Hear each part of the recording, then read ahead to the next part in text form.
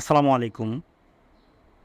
নিবন্ধন প্রত্যাশী ভাই বোনেরা, 18তম শিক্ষক নিবন্ধনে স্কুল পর্যায়ে একটা নতুন অংশ যুক্ত হয়েছে, প্রবলেম সলিউশন টেক্সট লেখার কৌশল। এছাড়াও আরও আছে প্যারাফ্রেজ নতুন যুক্ত হয়েছে, আর একটা হলো লিটারারি মানে শর্ট নোট, লিটারেচারের শর্ট নোটগুলো। আচ্ছা, আজকে আমি আলোচনা করতেছি প্রবলেম সলিউশন টেক্সট লেখার কৌশল। এটা ক্লাস 9-এর টেক্সট বইয়ের এক্সপেরিয়েন্স 5-এ বলা আছে expressing a solution to A problem.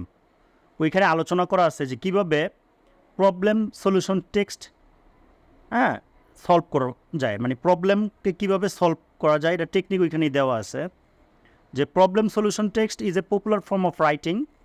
Hair writers first describe or discuss a problem, convince the reader to care about it and finally suggest solution. আচ্ছা, এখানে অনেক কিছু বলা আছে। তো a good problem solution text suggest one or small well explained solution or solutions to solve the problem. In this type of writing, the focus is equally on both the problem and the solution. আচ্ছা, এখানে বলা আছে now look at the following structure that will help you to write well constructed problem solution text.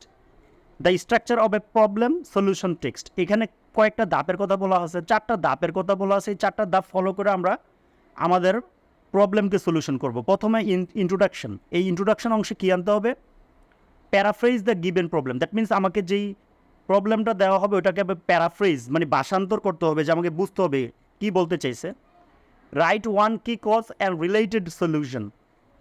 তারপরে একটা কারণ এবং এটার solution দিব, মানে ইন্ট্রোডাকশন অংশে আমাদের অলরেডি একটা এক্সাম্পল করা আছে যে একটা প্রবলেমের আমরা সলিউশন করবো। এর জন্য ভিডিওটি একটু বড় হবে।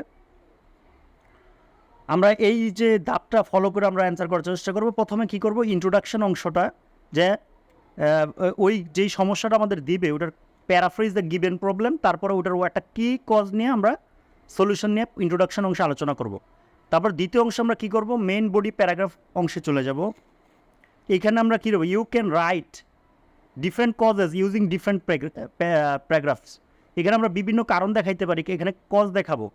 কজের একটা টপিক সেন্টেন্স থাকবে যেখানে ওই কজগুলো স্টেট করব, স্টেট দ্য কজেস। দেন কি হবে, explain the causes of the problem, give an example.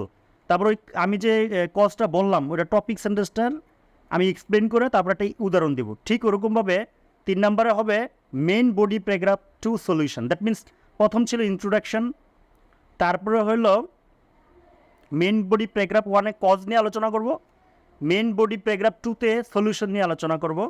এখানে কি again you can write different solutions using different paragraphs. এখানেও একই ঠিক ওরকমভাবে কজের যেমন টপিক সেন্টেন্স ছিল, এখানে সলিউশনও টপিক সেন্টেন্স থাকবে। তারপরে এক্সপ্লেইন থাকবে, তারপরে একটা উদাহরণ দেওয়ার মাধ্যমে আমরা সলিউশন করব। এরপরে কনক্লুশন অংশে সামারাইজ দ্য কি পয়েন্টস। এই যে 4টা ধাপ, এটা 4টা ধাপ অনুসরণ করে আমাদের প্রবলেম সলিউশন প্যারাগ্রাফ লিখতে হবে।